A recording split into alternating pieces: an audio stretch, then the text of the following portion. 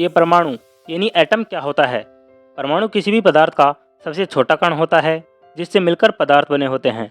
दुनिया का हर सामान, पानी, हवा, लकड़ी, इंसान, ये सभी एटम से मिलकर ही बने हुए हैं।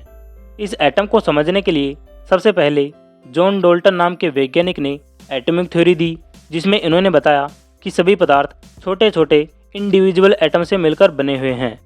एक ही तत्व के सभी एटम एक जैसे होते हैं और इस एटम को नहीं नष्ट किया जा सकता, नहीं बनाया जा सकता। एटम आपस में मिलकर कंपाउंड्स बनाते हैं और डाल्टन ने इस एटम को एक सॉलिड गेंद की तरह माना। सबसे पहले एटम के बारे में इन्होंने ही बताया था, इसलिए एटम की खोज का श्रेय जॉन डाल्टन को ही जाता है। अब इन्होंने जो अपनी एटॉमिक थ्योरी दी थी उसमें कुछ बातें आगे चलकर गलत साबित हुई। जैसे इन्होंने बताया था कि एटम इंडिविजुअल है, यानी इसके टुकड़े नहीं किए जा सकते। लेकिन आज हम पढ़ते हैं कि एटम के अंदर इलेक्ट्रॉन, प्रोटॉन, न्यूट्रॉन और क्वार्क जैसे छोटे कण होते हैं, यानी एटम तो डिविजिबल है।